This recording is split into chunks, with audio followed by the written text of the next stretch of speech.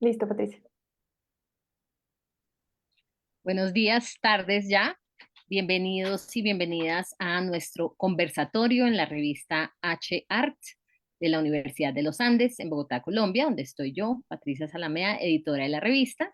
Estoy muy contenta hoy de tener a dos invitados muy especiales, a la doctora Laura Illescas Díaz, autora de un artículo sobre el que vamos a estar conversando hoy, que salió en nuestra revista en el número 18, la última del año pasado, el 2024.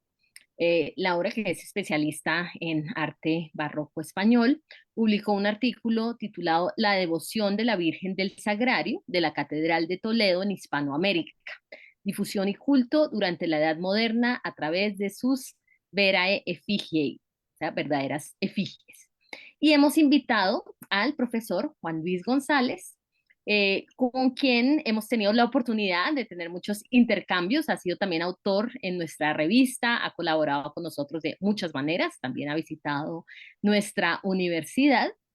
Y el doctor Juan Luis, que es profesor de Historia del Arte en la Universidad Autónoma de Madrid, desde donde se conecta, también especialista en temas del Renacimiento y el Barroco global, España, conexiones entre el viejo y el nuevo mundo. Hace poco hicimos también un evento con la universidad sobre un proyecto en el que estuvimos juntos sobre Spolia Sancta, el movimiento de reliquias entre el viejo y el nuevo mundo.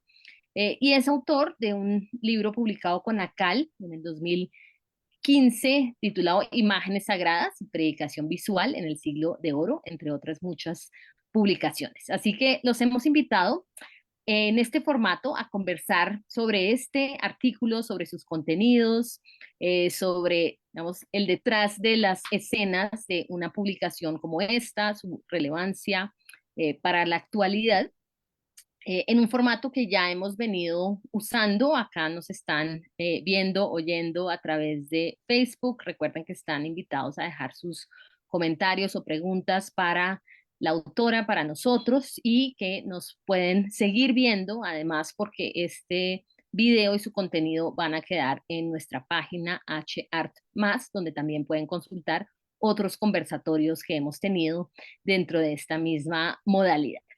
Así que de nuevo, muy bienvenidos y bienvenidas, pues a todos los que nos están acompañando, y por supuesto a Laura y a Juan Luis por estar aquí hoy con nosotros. Sabemos además que hay una diferencia de horario importante, son ya las 7 de la noche para ustedes, así que de nuevo muchas gracias por hacer el tiempo. Y Laura, pues estoy segura de que todos nuestros lectores van a estar encantados de poder oír de viva voz sobre tu experiencia en el proceso también de investigación detrás de esta publicación. Así que les voy a dar la palabra, y aquí estaré. Estupendo, Patricia. Pues muchísimas gracias por esta presentación. Debo expresar mi más sincero agradecimiento tanto al equipo de la revista, parte de él está hoy con nosotros, Laura Bernal, Laura Bolívar, y por supuesto a ti, Patricia Zalamea, por tu generosa acogida y por la presentación que has hecho. Para mí es un auténtico honor haber publicado en la revista y una gran oportunidad de estrechar lazos con la comunidad académica de Latinoamérica. Gracias. Quiero también dar las gracias al profesor Juan Luis González. Lo he repetido muchas veces antes de este conversatorio, pero nunca está de más decirlo. Es un verdadero referente en este campo de estudios.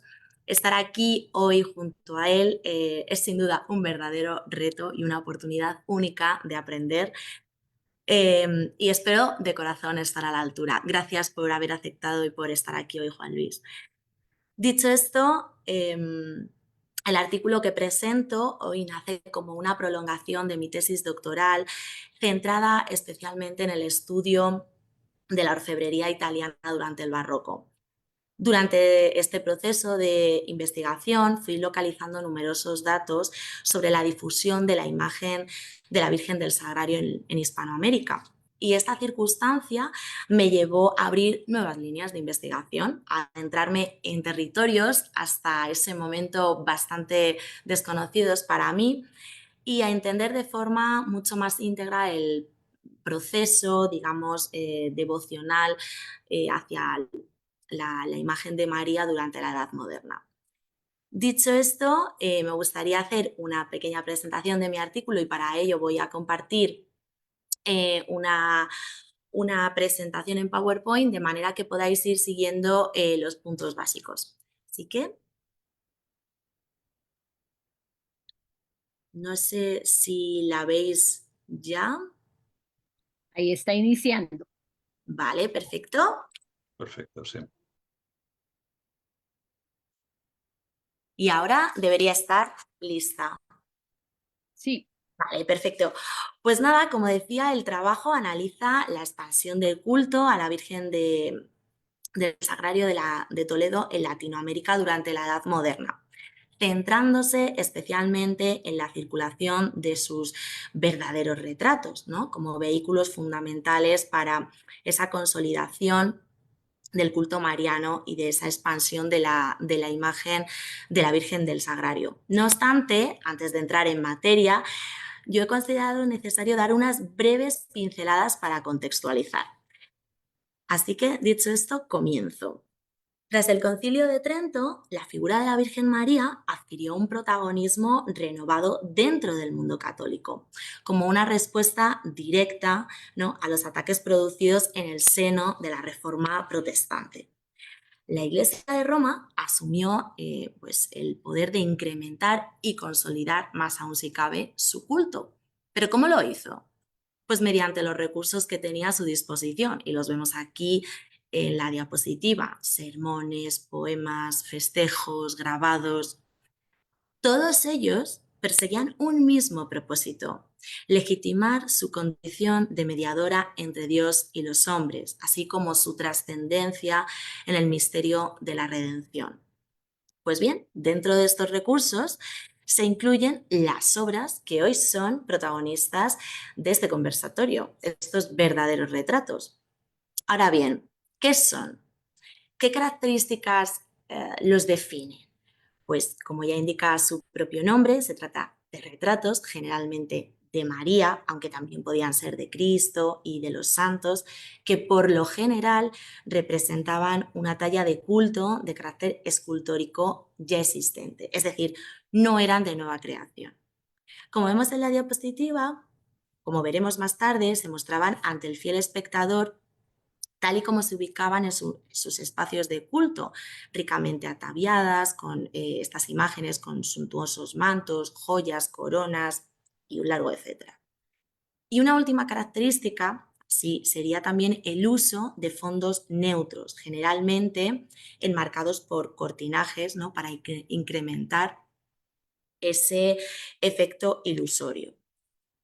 El propósito, reitero, o al menos uno de los principales propósitos, fue apostar por una representación realista y fidedigna, donde la talla escultórica se mostrase en la pintura o en el grabado sin alteraciones.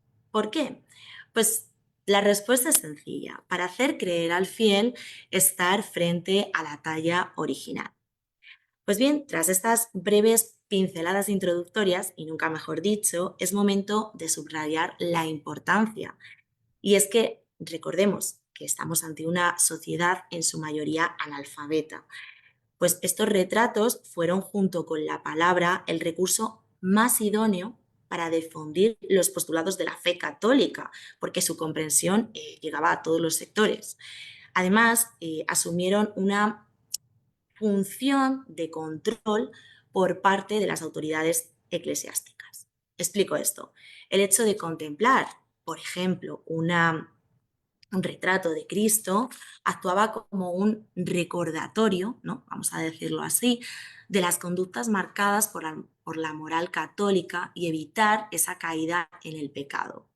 Esta última cuestión cobra especialmente importancia en el ámbito hispanoamericano, porque estos retratos fueron el mejor aliado para introducir y asentar la nueva religión en las sociedades precolombinas. Huelga decirlo, es infinitamente más fácil enseñar a través de una imagen que a través de escritos, especialmente a grupos que aún quedaban lejos de comprender pues el castellano. Y por último, me gustaría señalar, así como motivos de esa importancia que cobran especialmente en la Edad Moderna, es su coste asequible y su fácil transporte.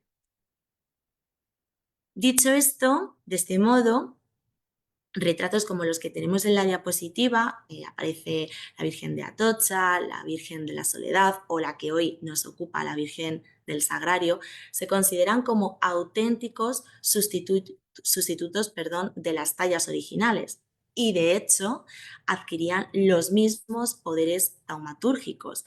Tanto es así que una de las características claves era su capacidad de hacer milagros. Resumiendo, eran el mejor medio para rendir culto a una imagen concreta. Esto, entre otros motivos, explica la abundancia de estos retratos en Latinoamérica. Y dicho esto, nos vamos a centrar ahora sí en la Virgen del Sagrario, la patrona de la ciudad de Toledo. Pero para entender su trascendencia es clave aludir al suceso milagroso que marcó la historia de la Iglesia toledana. Veamos a continuación cómo se sucedieron los hechos, porque es clave, es muy importante para nuestro trabajo, para entenderlo.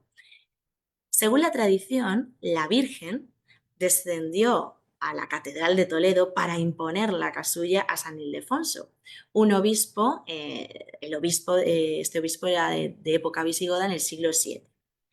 A este suceso milagroso se añadió otro, y es que durante esa bajada el rostro de la Virgen quedó nada más y nada menos que plasmado en la talla escultórica que vemos aquí en la imagen, convirtiéndose de esta manera en un verdadero retrato. Este hecho, y esto es clave para entender el resto, fue utilizado como argumento por el Cabildo toledano, así como por los respectivos arzobispos a lo largo de los siglos para defender la primacía de la Catedral de Toledo. ¿Y qué significa esto de la primacía? Pues la explicación es muy sencilla y es que ostenta una posición superior respecto al resto de diócesis españolas. Siendo breves, una explicación breve. Si en el plano político el rey era la figura de máximo poder, Toledo lo era en el plano religioso, mejor dicho, la Catedral de Toledo. No obstante, recordemos cómo a partir de este periodo, es decir, de finales del siglo XVI, la Catedral de Toledo vio peligrar, al menos de manera más acusada que en otras épocas anteriores, su primacía, especialmente por dos sedes, la sede de Santiago de Compostela y de Sevilla. ¿Qué hace para mantener ese privilegio? Jugar la siguiente carta, jugar un argumento básico, que es la única sede con el privilegio de haber gozado no solo con la presencia de María en el propio templo, sino de disfrutar de un verdadero retrato de ella, que sería el rostro que vemos hoy en la escultura. La vemos aquí en la diapositiva. Esta realidad, pues, ¿qué hizo? Que provocó que sin duda se disparasen los retratos, porque de algún modo formaba parte de esa estrategia propagandística, de Toledo para legitimar su condición de sede primada. No solamente en Europa, sino también en los territorios de ultramar. Voy rápido y así ya nos estamos acercando al meollo de la cuestión. Uno de los momentos claves para la difusión de estos verdaderos retratos es la hechura del nuevo trono de la Virgen, realizado entre 1655 y 1675. Este trono, como iremos después comentando, fue realizado por el platero Virgilio Fanelli. Y dicho esto, a partir de este momento, como decía anteriormente, se multiplican el envío de retratos y la difusión de la imagen de María en su nueva obra. Para no exceder el tiempo, voy a hacer una breve referencia a los tres bloques que podemos ver con más detenimiento en el artículo. Un primer bloque por estos verdaderos retratos en pintura. Como no podía ser de otra manera, empiezo con la solicitud realizada en 1671 por parte de Manuel Miranda Palomeque, que era natural de Toledo, pero residente en Puebla de Los Ángeles, de un retrato de la Virgen del Sagrario, de manera que pudiera venerarla en la distancia. Para cumplir con este encargo, el Cabildo solicita la hechura de un lienzo a Francisco Ricci, uno de los pintores con mayor prestigio del momento. De hecho, en ese momento formaba parte de la nómina de artistas fija al servicio del Cabildo toledano. A este encargo se sumó otro realizado tiempo más tarde, en 1686, por Diego Miranda Palomeque, su hermano. Y en este caso, el encargo, pues se deposita la confianza en José Jiménez Ángel, otro de los pintores que formaba parte de esa nómina fija al servicio del Cabildo. Es cierto que no se han conservado, o al menos no están localizados hasta la fecha esos lienzos, pero he podido conseguir otros lienzos que posiblemente se parecieran a los enviados en ese momento desde Toledo. Aquí lo vemos, es uno perteneciente a la casa de subastas Fernando Durán, donde podemos observar la Virgen del Sagrario en el trono efectuado por Virgilio Fanelli, pero con su aspecto original, es decir, con las columnas salomónicas y no las columnas de fuste liso como las tiene, porque fueron fueron alteradas en el siglo XVIII. Me gustaría añadir, pese a desviarse ligeramente del tema que aquí nos ocupa, la importancia de estos retratos para el estudio de las artes decorativas, especialmente de las joyas y de toda esa orfebrería, porque en el caso de aquellos que nos dedicamos al estudio de esta gama de obras, es una maravilla poder acceder al estudio de estas obras sin las alteraciones que se han producido a lo largo de los siglos. Dicho esto, continúo con otro segundo bloque que quedaría ocupado por la producción de retratos de artistas nativos cuya labor fue la copia de los retratos enviados desde España, con ese propósito de continuar difundiendo su culto.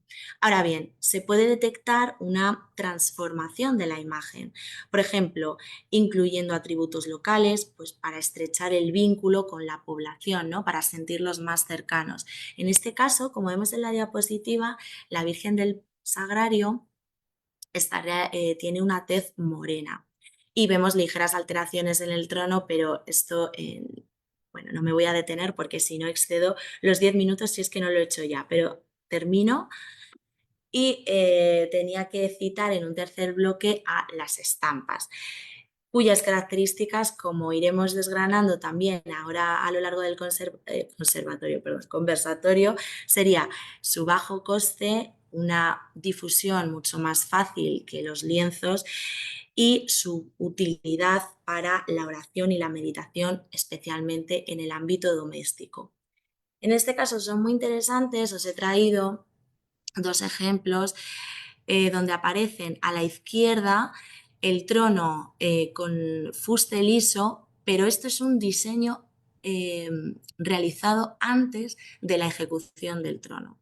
Es decir, esta estampa que vemos aquí, este grabado, no, ¿cómo decirlo? No refleja el trono una vez concluido, sino el diseño. Antes de la realización por Virgilio Fanelli fueron emitidos los diseños ganadores. Si ahora nos adentramos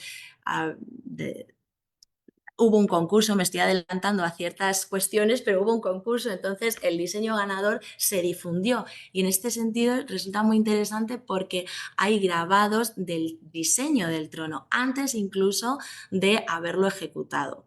Y luego ya sí vemos a la derecha con esos motivos florales y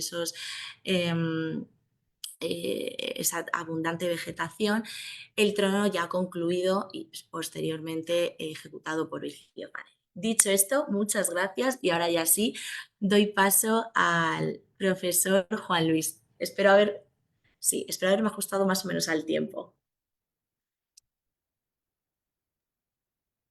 No sé si me Bien, escucháis, sí, ¿sí? sí, Vale. por mi parte te escucho muy bien. Muchísimas gracias, Laura. Yo creo que has explicado muy bien el, digamos, el esquema general de tu trabajo, incluyendo también algunas cosas que no están específicamente recogidas, sobre todo pues, a efectos de contextualización, pues para toda clase de público, y yo creo que eso es muy, muy de agradecer. Y también has dejado, así como puestos, algunos elementos de introducción del debate que facilitan sin duda las cosas. Entonces, bueno, por mantener el mismo orden, que yo creo que podemos seguirlo, de tu presentación, quiero hacer, pues, hablar, pues esto, para que sea un conversatorio y un conservatorio, las dos cosas, lo que vamos a hacer en los próximos minutos, pero para que, o sea, digamos, lo que no es un interrogatorio. O sea que Mi a mí, formación musical me ha jugado una mala pasada, lo siento. nada, nada, nada. Bueno, pues también eso, también puedes intervenir en esta línea, puedes cantar un aria y tal, si quieres, al final de la presentación como despedida. Bien, el asunto, desde mi punto de vista, yo creo que es un artículo que aborda temas muy importantes tanto para la circulación como para la fabricación de las imágenes y los usos y funciones de las imágenes sagradas, en este caso las imágenes marianas, que es un formato específico, como bien has subrayado, has dicho que bueno, se integran en un tema de esto que llamaba Alfonso Pérez Sánchez los trampantojos a lo divino, ¿no? Que es estas réplicas en distintos formatos que son, tú has hablado de pinturas y estampas, pero también se hacen, pues, lo comentábamos, ¿no? Se hacen en escultura, por ejemplo, la Virgen del Pilar, también muy famosa de Madrid, vamos, de Zaragoza, suele replicarse en escultura, más que en pintura, aunque también, ¿no? La Virgen de Atocha se replica en pinturas, pero también en esculturas. En este caso es un caso significativo de una Virgen, digamos, de bulto, replicada en plano, que es algo también peculiar, ¿no? Y que es un poco algo que a mí me parece interesante comentar, que este sistema de réplica de imágenes eh, a mí me parece muy interesante por lo que tú misma has encontrado, y quiero hablar aquí, bueno, adelantando temas que tienen que ver con el final de la charla. ¿Qué puedes deducir o qué sabes de los procesos de elaboración de estas imágenes, ¿no? Me refiero no tanto al trono, que de eso hablaremos después, el Sí, sí. trono, la labor de plata y tal, sino la necesidad justo de algo que es muy peculiar, que es que la imagen se copia entera. O sea, se copia entera con la topografía, podríamos decir, identitaria de su emplazamiento en el templo. O sea, la colocan con el trono, con las Sí, cortinas alrededor, a veces incluso con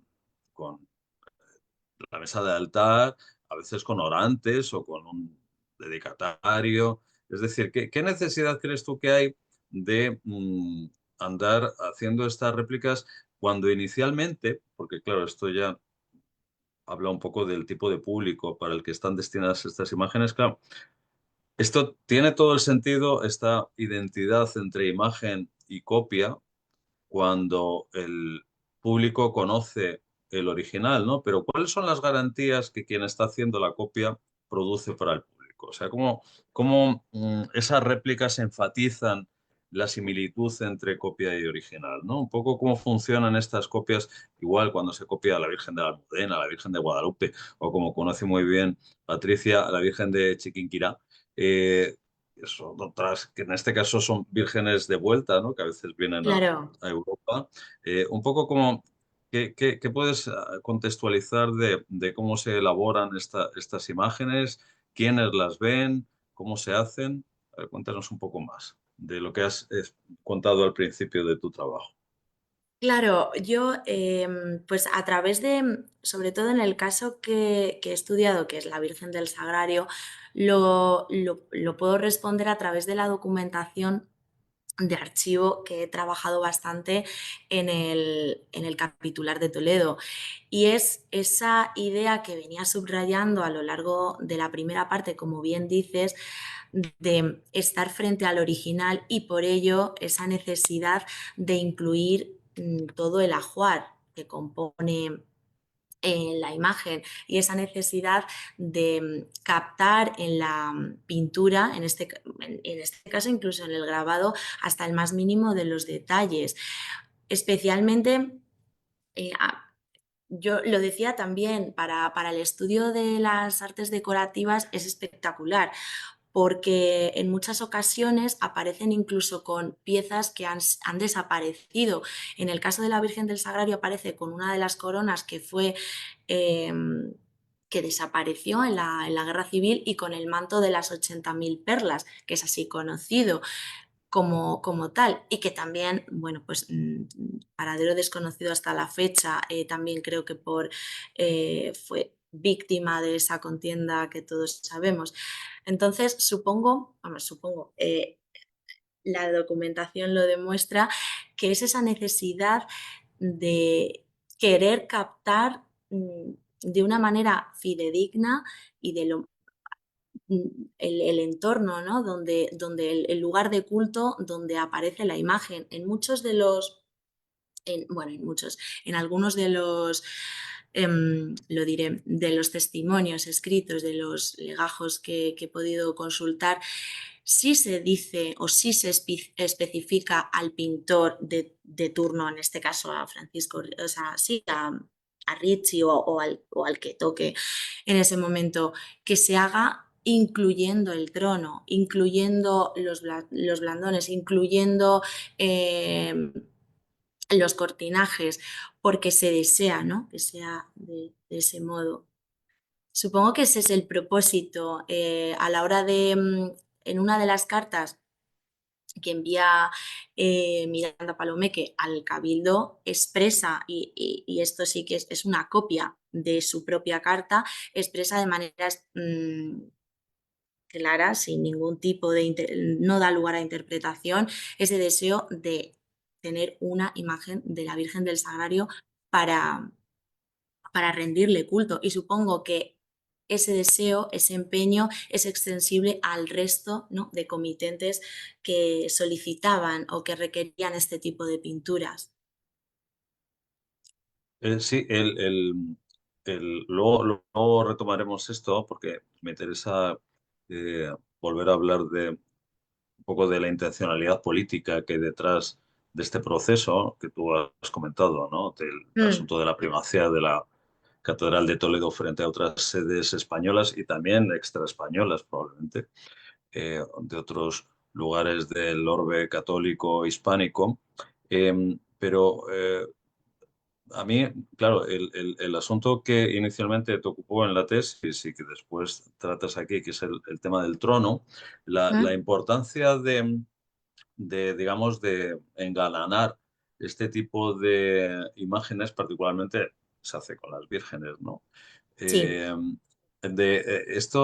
esta importancia que tiene para las artes decorativas, pero también podríamos decir esta como necesidad de como dotar de aparato claro. con vestidos de plata, coronas y demás, vírgenes medievales como es el caso. O sea, Mm, obedece además a unas razones de lujo, pompa y prestigio y de favorecer pues el estímulo del público, ¿no? Y el demostrar que esas vírgenes además son poderosas porque son vírgenes que reciben muchos donativos y que eh, que en ese valor votivo se puede invertir grandes cantidades de dinero en su ornamentación.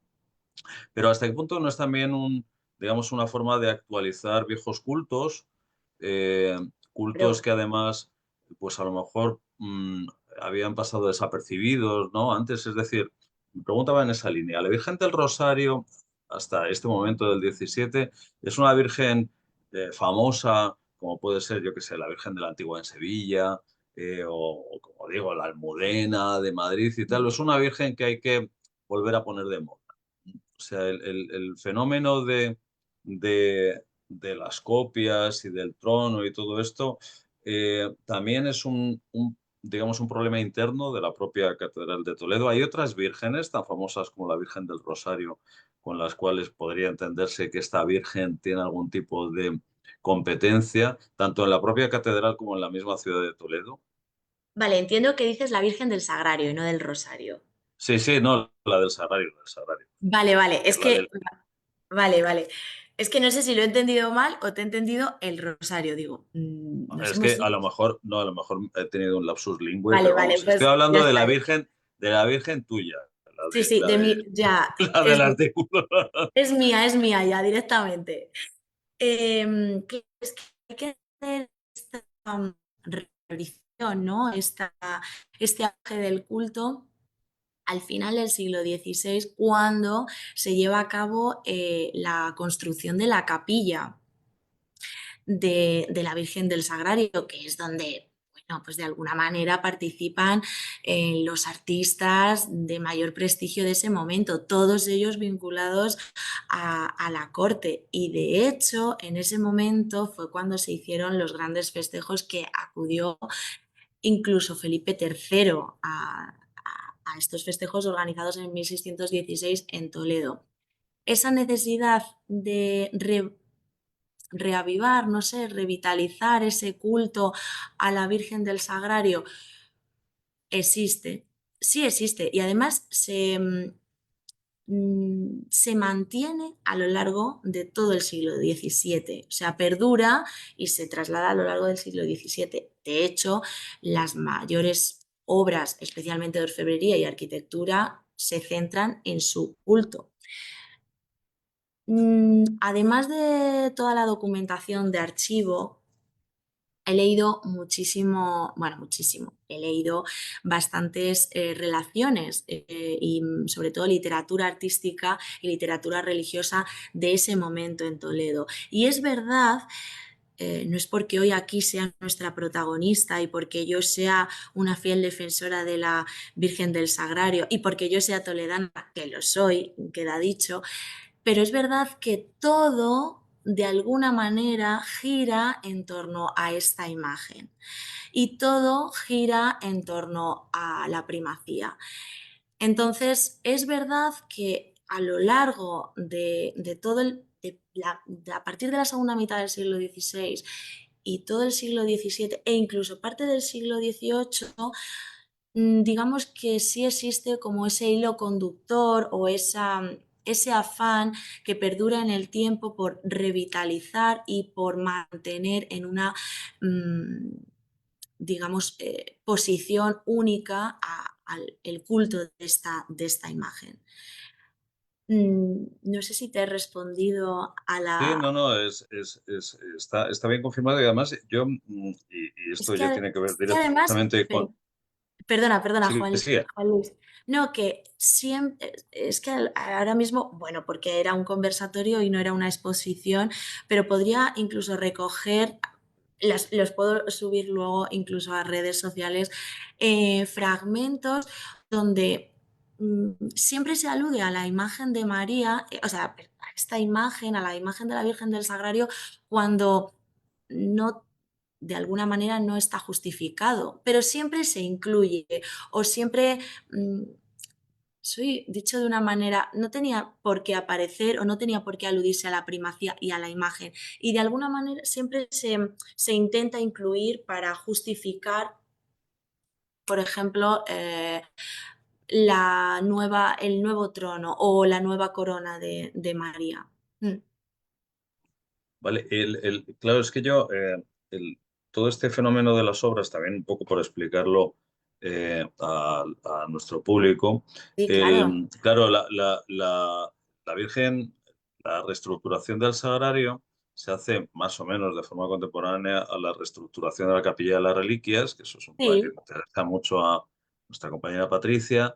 eh, sí, sí, que es el ochavo. Entonces, el el ochavo, que octavo. es el relicario de la catedral que está pegado al sagrario, digamos, ¿hasta qué punto funcionan esos dos espacios como, digamos, como una estancia única? O sea, porque no, el ochavo en principio al ser el relicario no era visitable normalmente, pero sin embargo el sagrario sí. Incluso Entiendo, ahora no ¿no? es visitable. Claro, claro, ahora no es visitable, pero a lo que voy, el hecho de que se fabrique ese trono y se hagan todas estas imágenes, y esto ya tiene que ver con la propia manufactura de Fanelli, eh, digamos, entra también dentro de ese programa de reornamentación de toda esa zona de la catedral, o sea que mm,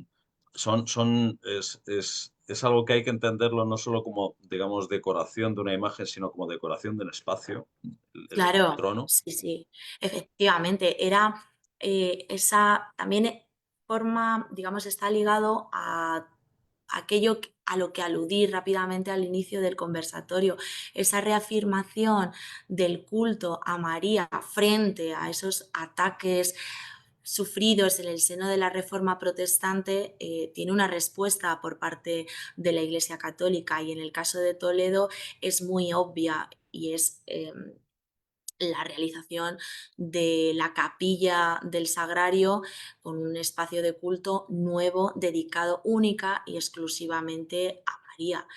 Y además muchas de las empresas artísticas que se inician a partir de la segunda mitad del siglo XVI están dedicadas únicamente a María, a la Virgen del Sagrario. De hecho, en los libros de obra y fábrica hay un espacio específico solamente para el tesoro de la Virgen, y el caso de los plateros e incluso de los pintores tienen unas tareas asignadas específicas para remodelar, adecentar y embellecer siempre a esta talla escultórica. O sea, no es tanto o sea, quiero decir, al revés, no es, es una figura, una talla que va más allá del mero culto, sino incluso en la propia documentación, ella su, digamos, su embellecimiento,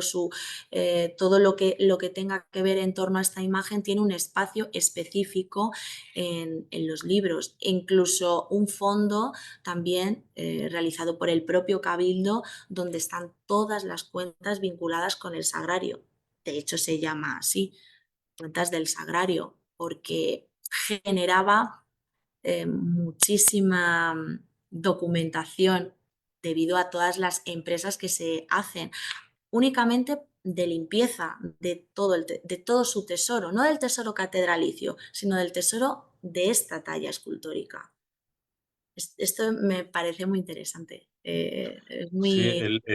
a mí la parte que, claro, me resulta más eh, curiosa como lector y también como historiador es justamente el aspecto en el que tú estás sin duda más versada, que es el de la labor de Fanelli en todo esto y lo que es la fabricación del trono en sí, que es una parte que, claro, la has tratado más en otras publicaciones, aquí integras parte de ese material, pero te interesa más el asunto del trampantojo. Pero a mí Claro. sí que creo que es interesante que expliques un poco un par de cosas que me resultan llamativas. Primero, ¿por qué en una ciudad como Toledo, que tiene plateros desde época medieval de gran fama, pues esto se lo encargan a un italiano?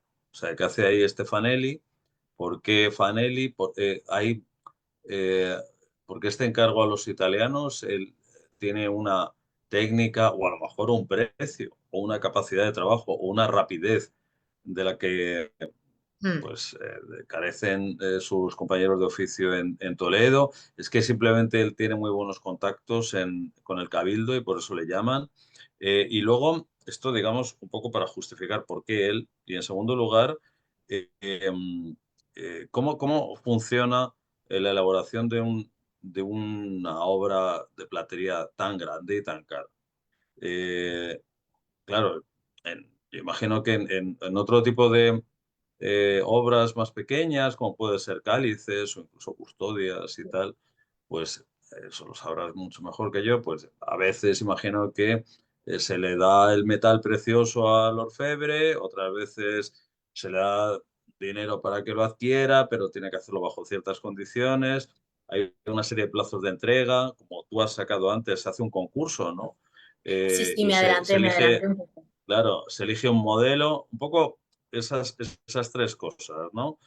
Por una parte, ¿por qué Fanelli? Después, eh, eh, cómo funcionó ese concurso y, en tercer lugar, cómo es digamos, fabricación física y, sobre todo, los aspectos que siempre hacían un poco peligrar Mm, el prestigio de estos artistas, porque siempre existía la sospecha de que a veces se quedaban con el material que usaban, ¿no? Por eso tenía que pesar lo mismo lo que le daban que lo que al final acababan produciendo, ¿no? Entonces, cómo se inspecciona que el trono verdaderamente pesa tanto y ese tanto es lo que le dieron, etcétera? Cuéntanos un poco claro. esas practicalities. Bien, pues voy a ir parte por parte y si se me olvida algo, me dejo en el tintero, por favor, Juan Luis, recuérdamelo. Nada, pues a ver, es un proceso muy interesante y cuanto menos está lleno de astucia. En 1616, es decir, cuando se lleva a cabo la inauguración de la Capilla del Sagrario, el arzobispo, que en ese momento era Bernardo de Sandoval y Rojas, sí solicita un nuevo trono, porque él quería, pues de algún modo, que todo estuviese en sintonía. El trono antiguo era muy pequeñito y no estaba en sintonía con esa belleza y esa magnificencia que se necesita y que se requiere que se requería para la talla escultórica. Pero no da tiempo y no es algo eh, que yo haya deducido, simplemente lo he leído en la propia documentación de archivo. Todo lo que voy a decir aquí es verdad que en el artículo no lo he puesto porque ya lo he publicado en otros trabajos y entonces no era el momento. Pero el caso es que no da tiempo. Cuando Baltasar de Moscoso y Sandoval, a mitad del siglo XVII, accede a la cátedra toledana, se percata de ello, existe una incongruencia entre la, bueno, pues el espacio donde se rinde culto a la talla escultórica frente a donde ella está situada, que es un trono pequeñito, muy modesto, pues de técnica pobre, realizado a finales del siglo XVI, aunque alterado a principios del siglo XVII. Y solicita, o mejor dicho, expone su afán, ese empeño, ¿no?, por querer dejar su impronta en la catedral mediante la hechura de una obra que dice algo así como que marcará un antes y un después en el culto de la Virgen del Sagrario, y es el nuevo trono. ¿Y qué ocurre aquí? ¿Se elige directamente a Virgilio Fanelli? Lo cierto es que no, hay un concurso. Y hay un concurso donde participan como consejeros Francisco Ricci, Pedro de la Torre y el Francisco Bautista. Es decir, artistas que estaban muy vinculados no solamente al círculo madrileño, sino también a la Catedral de Toledo. Y en este concurso participan Virgilio Fanelli y el platero madrileño Juan Ortiz de la Rivilla. ¿Qué ocurre? ¿Existe finalmente ese concurso? Pues bien, hay una serie de idas y venidas entre ambos.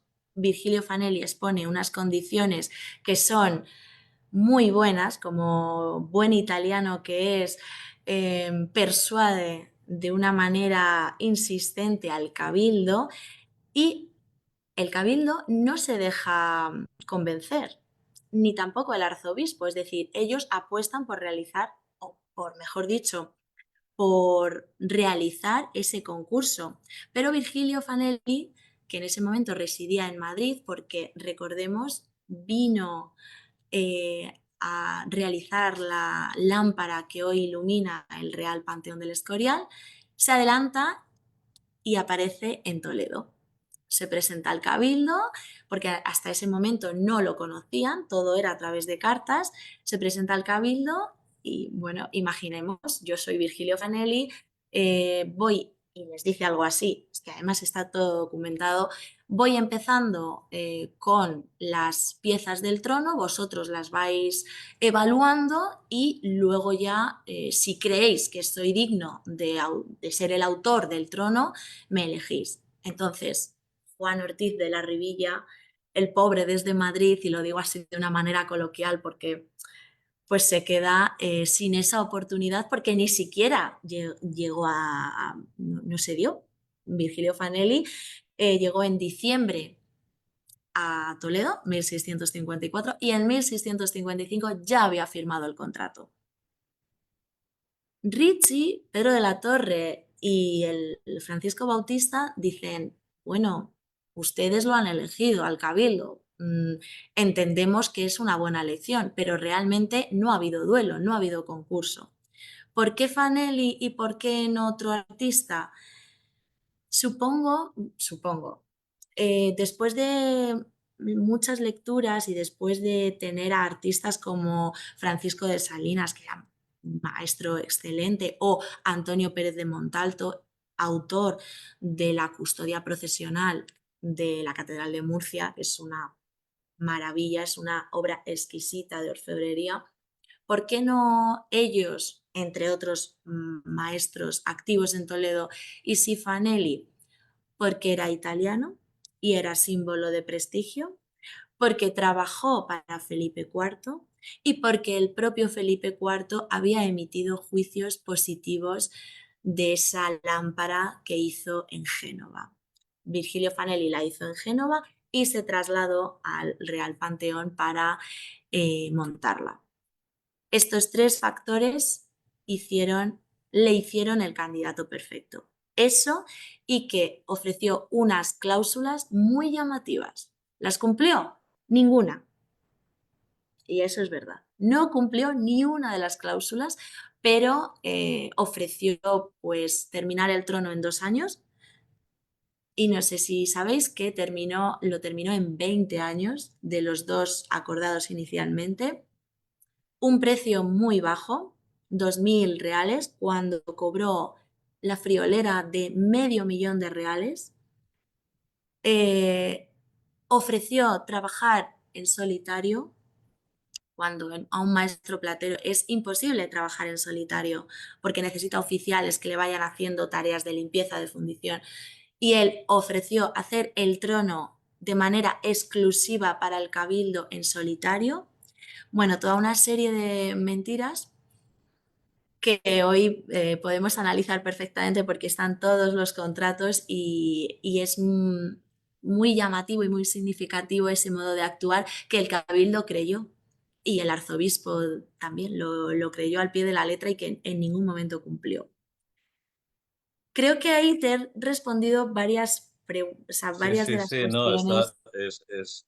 está muy bien, o sea, vamos, que se comportó Claro, entonces como buen por eso. artista italiano que era y tal, o sea, con esa cosa un poco pirática, eh, para llevarse el contrato bajo cuerda y luego incumplir las condiciones, ¿no? Bajo cuerda. Y es que además, para colmo, y esto siempre lo digo, bueno, Juan, con el platero que compitió, que era Juan Ortiz de la Rivilla, bueno, pues al final de esos 20 años, Fanelli, bueno, enfermó y no podía hacer frente a la conclusión del trono.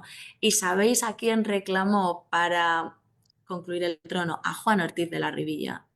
El cabildo dijo, bueno, pues bien, pues si este maestro italiano quiere a su oponente, pues habrá que traerlo. Entonces el cabildo tuvo que escribir a este platero que estaba activo en Madrid, concretamente muy vinculado a obras de la corte, se trasladó a Toledo para concluir el trono con aquel que le había quitado el encargo 20 años antes.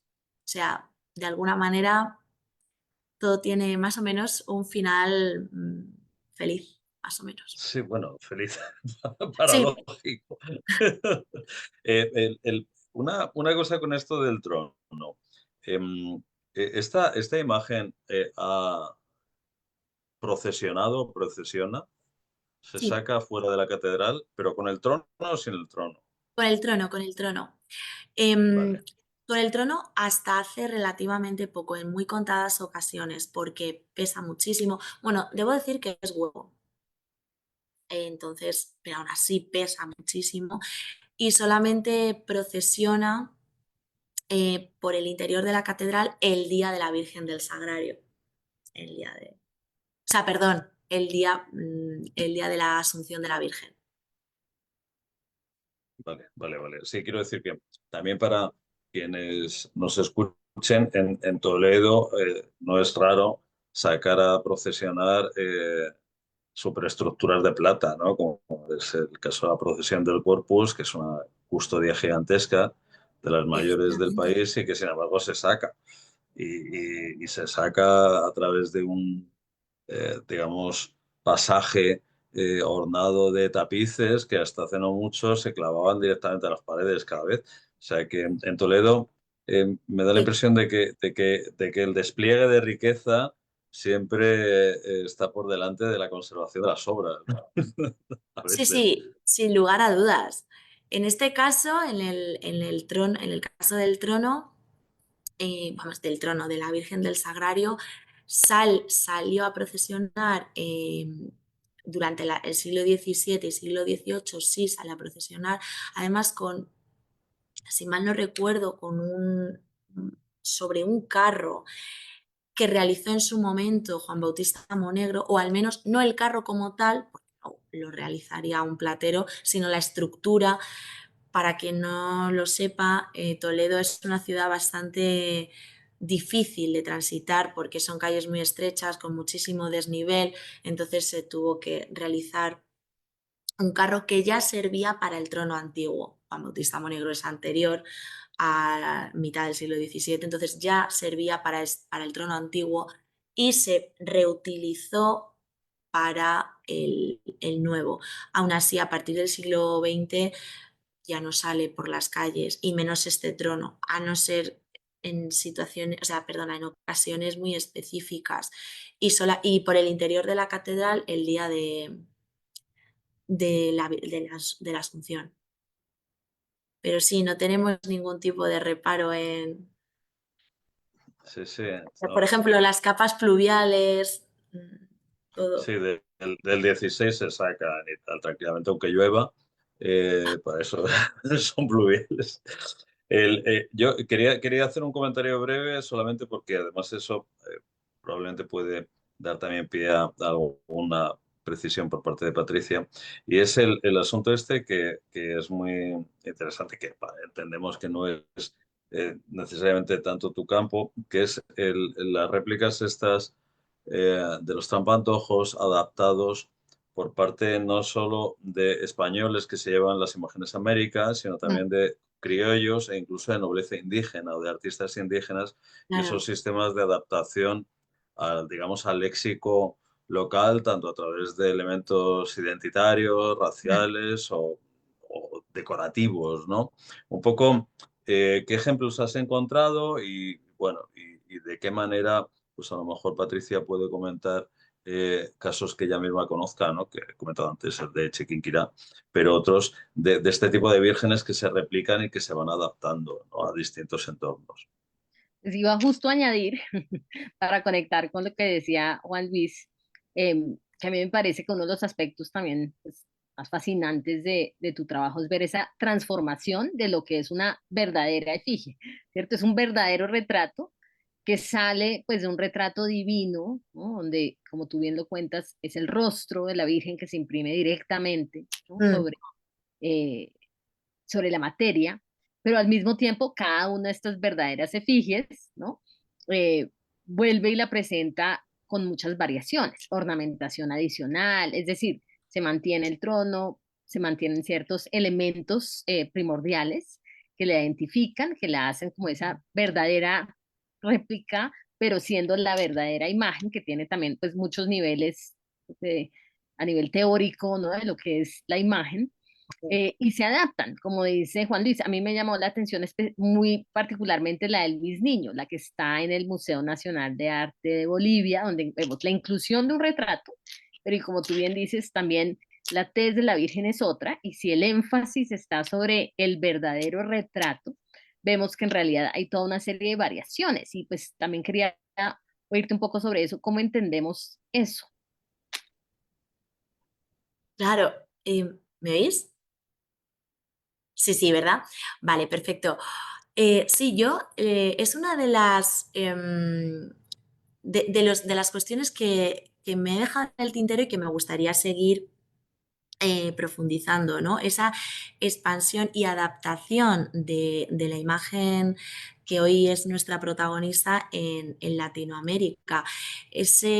Como bien decías, Patricia, esa adaptación, esos pequeños cambios que de alguna manera hacen más cercana a la imagen a la sociedad hispanoamericana, y de esa manera, digamos que se fomenta su culto, porque el hecho de sentir más cercano, más con elementos, con atributos que nos son conocidos, en ese caso que les eran conocidos, supongo que tendrían, posibilitaba estrechar ese vínculo con la imagen e incrementar su culto. Es verdad que consulté con varios museos de Bolivia, de México, he ido a la Catedral de México, he ido a varios espacios donde podría darse la oportunidad de encontrar nuevos ejemplares, ¿no? Porque es algo que me llamó la atención. Es cierto que no, lo reiteraba, que no es mi campo de estudio, pero mm, ya que está iniciado, pues me interesaba. Pero hasta la fecha no he localizado más ejemplos. Yo confío en poder encontrar algunos más donde ver todo esto que estamos diciendo ahora, donde la Virgen del Sagrario sí la podemos identificar, pero se incluyen esos atributos que de alguna manera estrechaban el vínculo con la sociedad novohispana. Sí, sin duda, pues tienes que venir a explorar, explorando. Tomo Esperamos nota, que la tomo nota. próxima sea conversación en vivo, pero también en físico aquí. Sí, claro. Eh, y bueno, ojalá puedas continuar esa línea de la investigación, que sin duda es fascinante, y como decía Juan Luis, hay muchos ejemplos comparables, digamos, pero también cada Claro. caso tiene sus especificidades y su razón de ser, ¿no? Porque una, porque no otra. Y bueno, en el fondo todo esto me hace pensar en un problema muy contemporáneo, que finalmente es el de la réplica, la creación a partir de un original, pero ¿cuál es el original? Que es una cuestión pues que finalmente está muy de fondo en el desarrollo de ciertas tecnologías que van desde el grabado, la fotografía y bueno, ahora la pluralidad de imágenes que vemos que tampoco son creadas necesariamente por manos humanas, ¿cierto? Como la inteligencia artificial y pues todo este como nuevo mundo que tenemos al frente con respecto a la imagen, que creo que artículos como el tuyo, que sitúan esto en un contexto histórico de la modernidad temprana, en un contexto globalizado, nos sirven para reflexionar sobre las particularidades, digamos, de la imagen, su poder a través de la Mm. réplica y la pregunta finalmente por la verdad. Así que creo que además es un contenido pues muy relevante en muchos sentidos y que va a introducir a especialistas y a no especialistas a este tema tan poderoso que esperamos pues siga trayendo muchos lectores y muchos otros autores interesados en publicar con H-Art. Así que con esas palabras, y porque veo que ya es hora de almuerzo en Colombia y seguro de cena para ustedes, vamos a cerrar aquí. Quisiera agradecerles muy especialmente a los dos por tomarse todo este tiempo, Laura por contarnos sobre tu artículo, Juan Luis para indagar con preguntas y reflexiones que estoy segura que son también un abrebocas para continuar estas investigaciones. Muchísimas gracias, Patricia.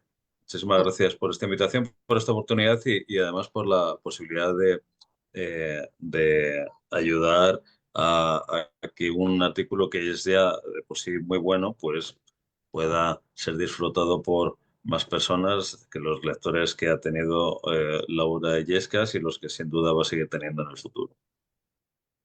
Así Bueno, es. gracias Juan Luis por estas palabras que me pongo roja.